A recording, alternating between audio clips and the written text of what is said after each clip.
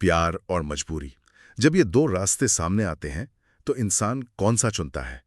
या शायद सवाल ये है कि क्या उसके पास चुनने का कोई विकल्प होता भी है? आज हमारे पास एक बेहद निजी और एक बहुत ही भावनात्मक कहानी है। ये राहुल नाम के एक व्यक्ति की अपनी सुनाई कहानी है। इसका जो टाइटल है, राहुल और उसका परिवार, दूरियों के बीच प्यार। और ये कहानी सिर्फ एक इंसान की नहीं है, ये उन लाखों परिवारों का आईना है जो प्यार से तो जुड़े हैं, पर रोजगार की हकीकत उन्हें हजारों किलोमीटर दूर रखती है। चलिए इस कहानी की परतों को जरा खोलकर देखते हैं। बिल्कुल। और ये कहानी इसलिए भी जरूरी हो जाती है क्योंकि ये सिर्फ भावनाओं की बात नहीं करती। ये भारत की एक बहुत बड़ी सामाजिक आर्थिक सच्चाई को सामने लाती है। आंतरिक प्रवासन, हाँ, जिसे हम अकादमिक भाषा में इंटरनल माइग्रेशन कहते हैं। ये स्रोत हमें उसका एक मानवीय चेहरा दिखाता है। हमें आंकड़ों से परे ले जाकर उस व्यक्ति के मन में झांकने का मौका देता है, जो एक ही समय में एक सफल पेशेवर भी है और एक मजबूर बेटा भी।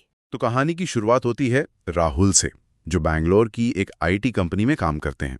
लेकिन जैसा वो खुद कहते हैं, उनका शरीर तो बैंगलोर में है, पर दिल वो हमेशा ओडिशा के अपने गांव में रहता है, अपने मम्मी पापा के पास। और उनका पारिवारिक बैकग्राउंड भी बड़ा दिलचस्प है। हाँ, उनके पिता मूल रूप से उत्तर प्रदेश के हैं, एक पेंटर हैं, और उन्होंने अपनी पूरी जिंदगी दिल्ली में काम करते हुए गुजारी। और माँ उड़ीसा से है। जी। यहाँ पे पिता का जो पेशा है वो बहुत प्रतीकात्मक है। एक पेंटर, वो इंसान जो अपनी कला से दूसरों के बेजान घरों में रंग भरता है। सही। लेकिन जैसे जैसे कहानी आगे बढ़ती है, हमें पता चलता है कि अपनी जिंदगी के फैसलों में उन्हें कितने बेरंग समझौते करने पड़े। कि वो अपने हाथों से दीवारों को रंग देता है और अपने परिवार की जिंदगी को भी अपने पसीने से रंगता है। तो ये सिर्फ एक पेशा नहीं है, ये उनके पूरे जीवन के संघर्ष का सार है। कहानी में एक बहुत बड़ा मोड़ आता है साल 2008 में, और सच कहूं तो ये मुझे थोड़ा चौंकाता है। एक आदमी जिसने अपनी जवानी के 30-35 साल दिल्ली में बिताए, जिसके दोस्त, रिश्तेदार, काम सब कुछ वहीं था, वो अचानक सब कुछ छोड़कर उड़ीसा क्यों चला जाएगा? राहुल खुद इस सवाल से जूझते हैं और कहते हैं कुछ मजबूरी रही होगी, कुछ उम्मीद रही होगी। ये एक बहुत अहम सवाल है। आमतौर पर हम प्रवासन को कैसे देखते हैं? गांव से शहर की ओर, एक सीधी रेखा में। हाँ बिल्कुल। लेकिन ये, जिसे समाजशास्त्री सेकंड स्टेज माइग्रेशन कहते हैं, वो ज्यादा जटिल होता है। यहाँ फैसला सिर्फ आर्थिक नहीं होता। अच्छा। स्रोत बताता है कि वो अपनी पत्नी के परिवार के पास रहने चले गए, तो शायद ये फैसला बच्चों के बेहतर भविष्य की उम्मीद में लिया गया होगा।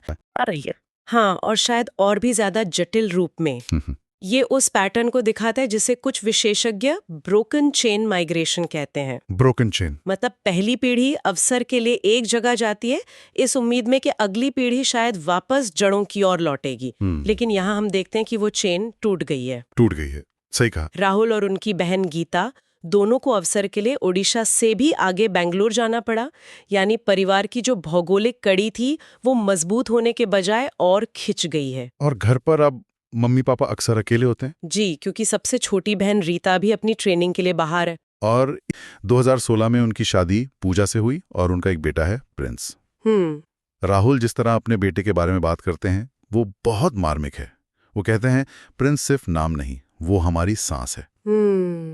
ये छोटा सा डिटेल, ये जो गहरा लगाव। कैसे? राहुल अपने बेटे को शायद वो दादा दादी का प्यार या गांव का माहौल नहीं दे पा रहे हैं जिसमें वो खुद बड़े हुए। हर पीढ़ी अपने बच्चों को बेहतर आर्थिक भविष्य देना चाहती है, लेकिन इस प्रक्रिया में वो अनजाने में उनसे उनकी सांस्कृतिक और भावनात्मक विरासत का एक हिस्सा वो छीन लेती है। यहाँ से कहानी अपने सबसे बड़े और केंद्रीय संघर्ष पर आती है। राहुल इसे गरीब आदमी की मजबूरी कहते हैं। वो खुद को एक पैसा कमाने की मशीन के तौर पे देखते हैं, और उनकी एक लाइन है जो शायद हर उस इंसान को अपनी लगेगी जो घर से दूर काम करता है। मेरा शरीर बैंगलोर में है, लेकिन मेरा मन मम्मी पापा के पास बैठा है। ये कैसा महसूस होता होगा? ये सिर्फ घर की याद आना नहीं है, यह एक ही समय में कई भूमिकाओं की उम्मीदों के बोझ तले दबना है। अच्छा। राहुल से उम्मीद की जाती है कि वो बेंगलोर में एक मॉडर्न, एक प्रतिस्पर्धी पेशेवर हो। साथ ही उनसे ये भी उम्मीद है कि वो एक पारंपरिक बेटे की तरह अपने माता पिता की देखभाल करें। और वो एक पति और पिता भी हैं। बिल्कुल। और जब आप शारीरिक रूप से सिर्फ एक जगह हो सकते हैं, तो इन सभी भूमिकाओं को एक साथ निभाना ये लगभग असंभव हो जाता है।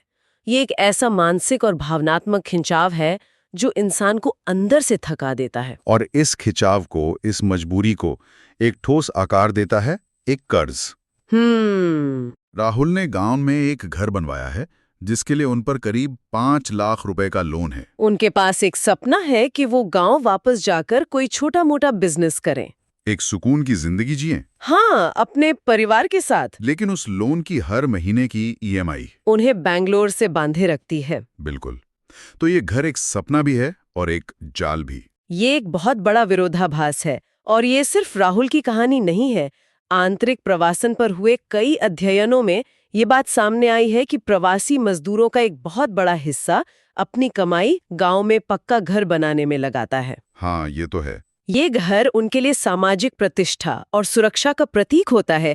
लेकिन विडंबना देखिए, जिस घर को बनाने के लिए वो घर से दूर जाते हैं, उसी घर का कर्ज उन्हें वापस घर लौटने नहीं देता। तो मतलब वो सपना ही हकीकत के रास्ते में खड़ा हो जाता है। सही। अब कहानी का एक और चिंताजनक पहलू सामने आता है, माता पिता का गिरता हुआ स्वास्थ्य। पिता को डायबिटीज है और माँ को हाई ब्लड प्रेशर। और यहीं पर राहुल एक बहुत गहरी मनोवैज्ञानिक सच्चाई की ओर इशारा करते हैं। वो कहते हैं, बीमारी से ज्यादा भारी चीज होती है अकेलापन। ये बात तो बिल्कुल सही है। बहुत महत्वपूर्ण है। लेफ्ट बिहाइंड एल्डर्स मतलब पीछे छूट गए बुजुर्गों पर हुई रिसर्च भी यही बताती है। उनमें डिप्रेशन और क्रॉनिक बीमारियों के बढ़ने की दर सिर्फ अकेलेपन की वजह से नहीं, अच्छा, बल्कि अपने बच्चों की सलामती को लेकर एक जो लगातार चिंता बनी रहती है, उसके कारण भी ज्यादा होती है। और ये चिंता दो तरफा है। बच्चे माता पिता के लिए परेशान है और माता पिता बच्चों के लिए। माँ से फोन पर बात होती है, वो हमेशा कहती है, बेटा तू टेंशन मत ले, हम ठीक हैं। ये एक छोटा सा झूठ हर उस घर की कहानी है। हाँ, ये झूठ प्यार से भी पैदा होता है और मजबूरी से भी। माता पिता अपने बच्चों पर और बोझ नहीं डालना चाहते, जो पहले से ही अपने जीवन के संघर्षों से जूझ रहे हैं। लेकिन ये जो संवादहीनता है, ये उस भावनात्मक दूरी को और बढ़ा देती है। उन्हें लगता है कि वो अपने बच्चे की रक्षा कर रहे हैं, पर असल में वो उन्हें अपनी असली हालत से और भी दूर कर देते हैं। जिससे राहुल जैसे बच्चों का जो गिल्ट है वो और भी बढ़ जाता है। बिल्कुल। कहानी का जो भावनात्मक चरमोत्कर्ष है वो उस हिस्से में आता है जहां राहुल के बेटे प्रिंस की बात होती है। हमें पता चलता है कि पिछले 8 महीने से प्रिंस अपने दादा दादी के पास गांव में ही था। अच्छा। राहुल अपने बेटे को उनके बुढ़ापे की हंसी और उनके दिन का सहारा कहते हैं। एक बच्चे की मौजूदगी ने उस घर में जैसे जान डाल दी थी। बिल्कुल। पोता पोती अक्सर दादा दादी के लिए एक इमोशनल एंकर का काम करते हैं, एक भावनात्मक सहारा। हाँ, वो उन्हें एक मकसद देते हैं, एक रूटीन देते हैं। प्रिंस की खिलखिलाहट शायद डायबिटीज की दवा या बीपी की रीडिंग से ध्यान हटाने का सबसे अच्छा तरीका रही होगी। लेकिन अब कहानी में एक और मोड़ आता है। राहुल की पत्नी पूजा और बेटा प्रिंस दोनों 4-5 महीने के लिए बेंगलुरु आ रहे हैं। एक पिता के लिए खुशी की बात होनी चाहिए, लेकिन राहुल की खुशी में भी एक डर छिपा है। वो उस घर की कल्पना कर रहे हैं जिसे उनका बेटा पीछे छोड़कर आ रहा है। वो सोच रहे हैं कि अब उस घर में क्या होगा जहां दिन भर प्रिंस की आवाज गूंजती थी। और यहाँ राहुल कहते हैं कि प्रिंस के जाने के बाद उस घर में क्या बचेगा? क्या? बस दवा, बीपी मशीन और खामोशी। उफ।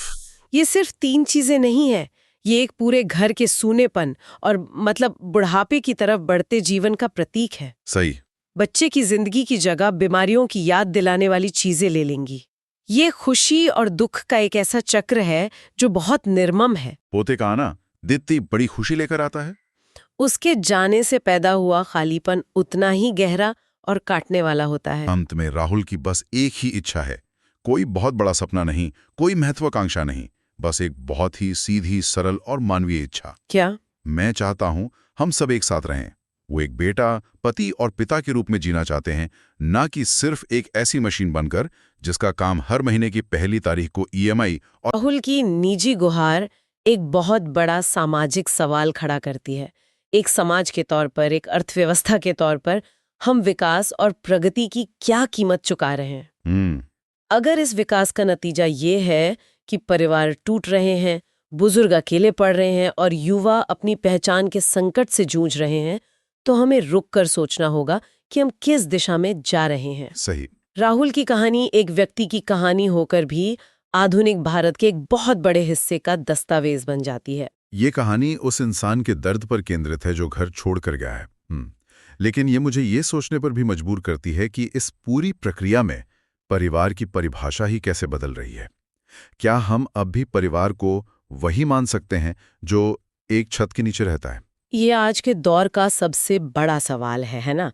जहाँ भौगोलिक दूरी एक सच्चाई है जिसे शायद हम बदल नहीं सकते, वहाँ परिवार भावनात्मक जुड़ाव को बनाए रखने के लिए कौन से नए तरीके, कौन सी नई रस्में बना रहे हैं? जैसे वीडियो कॉल पर साथ में खाना खाना। हाँ, या ऑनलाइन मिलकर कोई त्योहार मनाना, क्या ये नई रस्में हैं?